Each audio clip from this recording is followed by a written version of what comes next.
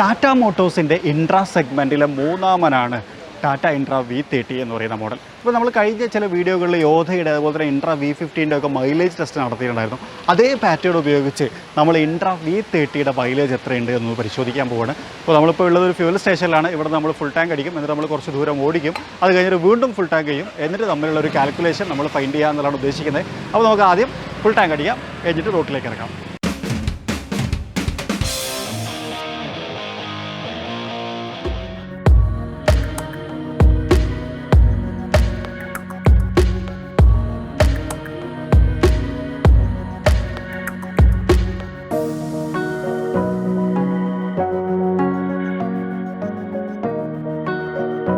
ആദ്യത്തെ സ്റ്റെപ്പ് നമ്മുടെ മീറ്റർ 0 ആക്കുക എന്നുള്ളതാണ്. അതായത് കിലോമീറ്ററിൻ്റെ മീറ്റർ നമുക്ക് ഇവിടെ എന്ത് ചെയ്യാം,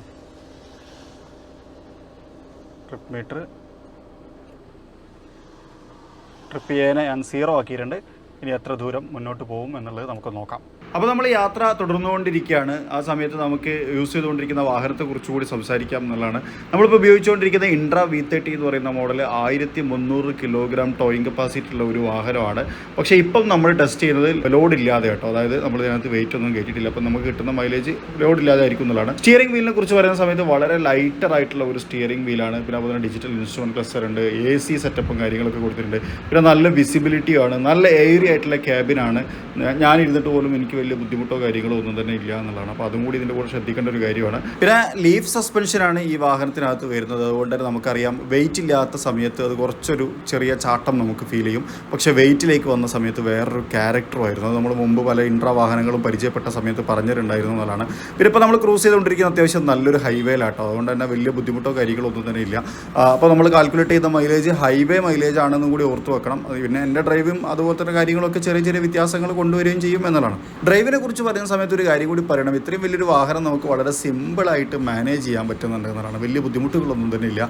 അതായത് ശരിക്കും നീളമുള്ള വാഹനമാണ്, ഒരു ലൈറ്റ് കൊമേഴ്ഷ്യൽ വെഹിക്കിളാണ് എന്നൊക്കെ പറയുമ്പോഴും ഇത് സിമ്പിളായിട്ടുള്ള സ്റ്റിയറിംഗ് വീലും അതുപോലെ തന്നെ ഈ ഒരു ഡ്രൈവബിലിറ്റിയും നല്ല കാര്യമായിട്ട് എനിക്ക് തോന്നി. 1300 കിലോഗ്രാം എന്ന് പറയുന്ന സമയത്ത് ഒരു കാര്യം കൂടി പറയട്ടോ, അതിനേക്കാൾ കൂടുതൽ വെയിറ്റ് ഇതിനകത്ത് കൊണ്ടുവന്ന പലരെയും നമ്മൾ മുമ്പ് പരിചയപ്പെട്ടിട്ടുണ്ട്.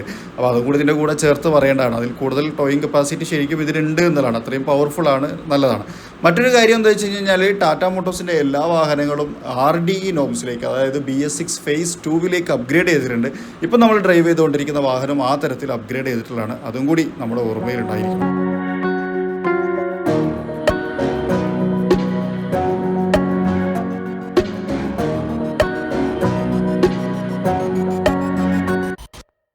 അപ്പോൾ നമ്മൾ യാത്ര അവസാനിപ്പിച്ചിരിക്കുകയാണ്. ഇപ്പം ട്രിപ്പ് 7 അകത്ത് നോക്കിക്കഴിഞ്ഞാൽ നിങ്ങൾക്ക് കാണാൻ പറ്റും 41.5 കിലോമീറ്റർ ദൂരമാണ് നമ്മൾ സഞ്ചരിച്ചത്. അങ്ങനെ അത്രയും ദൂരം, അതായത് നമ്മൾ വൺ വേ അങ്ങനെയല്ല, അങ്ങോട്ട് പോയി തിരിച്ച് അതേ പെട്രോൾ പമ്പിൽ നമ്മളിപ്പോൾ തിരിച്ചെത്തി. നമ്മളിവിടെ ഫ്യൂല് ഫില്ല് ചെയ്തു. നമ്മൾ ഫില്ല് ചെയ്ത് 2.7 ലിറ്ററാണ്, 2.7 സംതിങ്. അപ്പോൾ നമുക്ക് ഒന്ന് കാൽക്കുലേറ്റ് ചെയ്ത് നോക്കാം. കാൽക്കുലേഷൻ രീതി എല്ലാവർക്കും വരാം, എത്ര ദൂരം ഓടി ഡിവൈഡ് ബൈ എത്ര ലിറ്റർ അടിച്ചു എന്നുള്ളതാണ്. അപ്പോൾ നമ്മൾ ഓടിയ ദൂരം എന്ന് പറഞ്ഞാൽ 41.5 ആണ്, ഹരിക്കണം 2.7. അപ്പോൾ നമുക്ക് കിട്ടിയ മൈലേജ് ഇതാണ്, 15.37. നമ്മൾ ഓടിച്ചിട്ടുണ്ടായിരുന്നത് മോശമൊന്നുമില്ലാത്തൊരു റോട്ടിലായിരുന്നു. പിന്നെ അതുപോലെ തന്നെ നമ്മൾ ഡ്രൈവിംഗ് എന്നുള്ളത് നമ്മൾ കാർ ഓടിച്ച് അതേ സ്റ്റൈലിൽ ഇപ്പം മോശം ഓടിക്കാൻ പറ്റില്ല. അപ്പോൾ അതുകൊണ്ടുള്ള അങ്ങോട്ടും ഇങ്ങോട്ടുള്ള വേരിയേഷൻസ് ഒക്കെ ഉണ്ടായിരിക്കും എന്നുള്ളതാണ്. അപ്പോൾ അത് ഒക്കെ ഏകദേശം അത്യാവശ്യം ഫ്യൂവൽ എഫിഷ്യൻ്റ് ആയിട്ടുള്ള ഒരു വാഹനം തന്നെയാണ്. പിന്നെ നമുക്ക് ലഗേജും ഉണ്ടായിരുന്നു, അതായത് നമ്മുടെ ലോഡും ഉണ്ടായിരുന്നില്ല കേട്ടോ, അതുകൂടി ഇതിൻ്റെ ഭാഗമാണ്. അപ്പോൾ ഇൻട്രാ V30 ഓടിച്ച സമയത്ത് നമുക്ക് കിട്ടിയ മൈലേജ് 15 സംതിങ് ആണ്. അതിൽ കൂടുതലും കിട്ടും. അപ്പം പല ആൾക്കാരും ഇതിൽ കൂടുതൽ 18 കിട്ടുന്ന ആൾക്കാരുണ്ടായിരിക്കും വെയിറ്റിൽ, ഇത് ലോഡില്ലാതെ. ഇത് നമ്മുടെ ഡ്രൈവിനെ ബാധിച്ചായിരിക്കും എന്നുള്ളൊരു കാര്യം കൂടി പറഞ്ഞുകൊണ്ട് ഈ വീഡിയോ അവസാനിപ്പിക്കാം. അപ്പോൾ ഇൻട്രാ V30 മൈലേജ് ടെസ്റ്റിൻ്റെ വീഡിയോ നമുക്കിവിടെ അവസാനിപ്പിക്കുകയാണ്. അപ്പോൾ മറ്റൊരു വീഡിയോയിൽ മറ്റൊരു വിശേഷമായിട്ട് കാണുന്നവരെ ചെറിയ